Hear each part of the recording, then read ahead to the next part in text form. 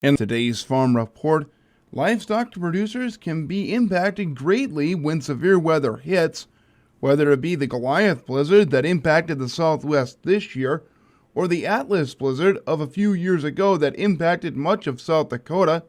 The U.S. Department of Agriculture has programs that can help reimburse producers who lost animals.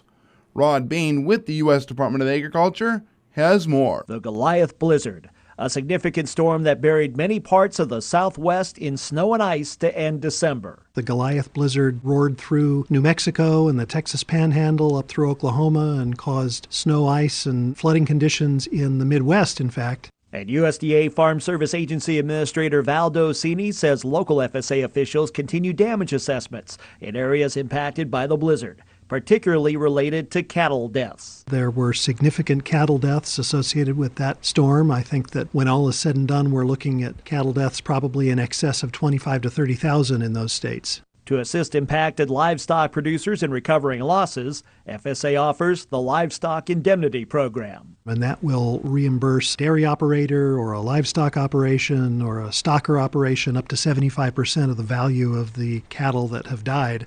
LIP can play a role in a cattle or dairy producer's farm safety net in times of natural disaster.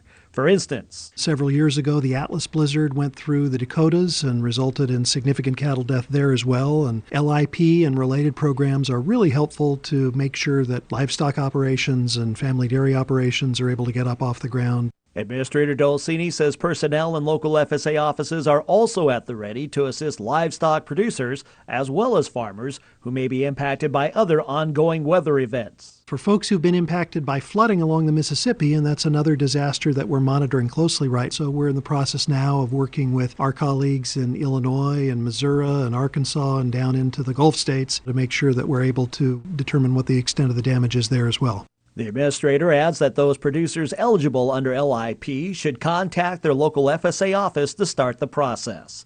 And in their visit at their local office, they should make sure that they've got good records as to the extent of the loss that they've suffered, if they have inventory records or receipts for cattle that they've purchased, even photographs that they've taken would be important parts of the documents that they'll need to present to the FSA county office. Additional details about the Livestock Indemnity Program and other Farm Service Agency programs are available online at www.fsa.usda.gov.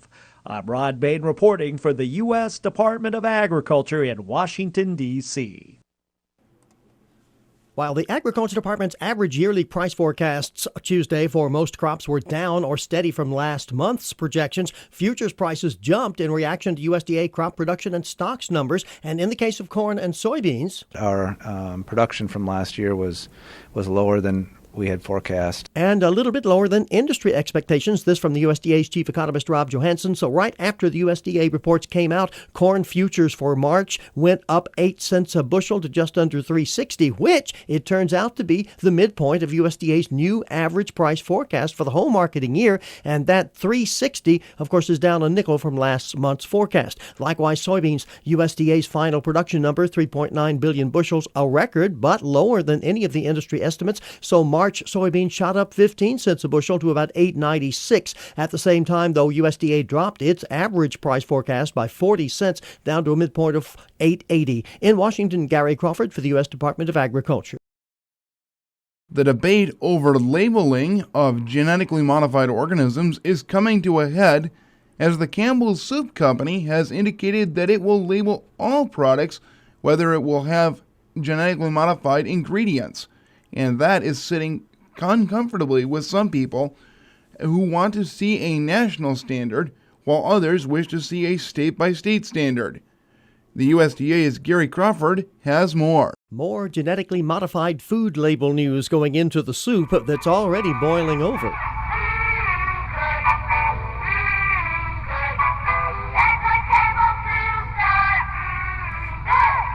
The Campbell's Soup Company, which makes many other products besides soup, announcing the other day it will be the first company to disclose the presence of GMO ingredients in all of their products. Now, this just stirs up the already hot debate on labeling even more. The various sides in the debate about the issue how to or whether to label food products if they have genetically modified ingredients in them.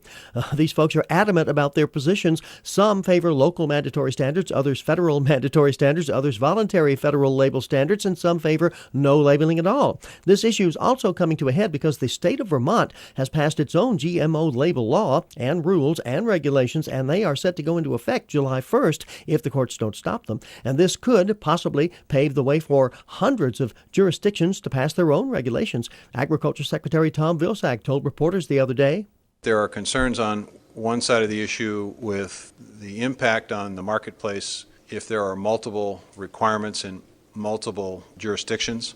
Can there not be some kind of standard approach or some way in which industry can create a standard approach?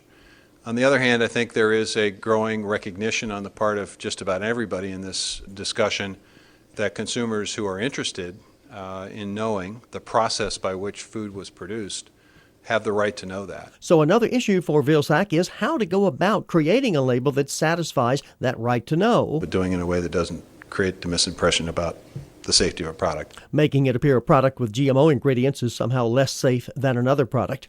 Vilsack said having every state or town with their own separate, different label rules and regs could create what he called marketing chaos for national food companies, having to label products intended for one jurisdiction differently than products being sold in another. And Vilsack commented on the Campbell's Company decision to just go ahead and label all their products the way they want to. I think it would be helpful and beneficial for Campbell's and for every other business in this space, from my perspective, to have the option of conforming to a single approach that theoretically everybody could conform to if they choose to do so. And in that case, I think you would probably end up with a more efficient system, less questions, potentially less costs. Less confusing for everybody, but opinions are so divided on this whole issue that Vilsack had called a meeting this month, bringing together food companies and others to try to find a common agreed-to approach to this hot issue. A very difficult task, but Vilsack says, we're going to try.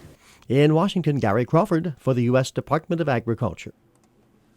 While the Agriculture Department's average yearly price forecasts Wednesday for most crops were down or steady from last month's projections, futures prices jumped in reaction to USDA's corn production and stocks numbers. And in the case of corn and beans, Our production from last year was lower than we had forecast. And a little bit lower than industry expectations. This from the USDA's chief economist, Rob Johansson. So right after the USDA reports came out, corn futures for March went up 8 cents a bushel to just under $3.60, which it turns out to be the midpoint of USDA's new average price forecast for the whole marketing year. And that $3.60, of course, is down a nickel from last month's forecast. Likewise, soybeans, USDA's final production number, 3.9 billion bushels, a record, but lower than any of the industry estimates. So March soybeans shot up 15 cents a bushel to about $8.96. At the same time, though, USDA dropped its average price forecast by 40 cents down to a midpoint of $8.80. In Washington, Gary Crawford for the U.S. Department of Agriculture.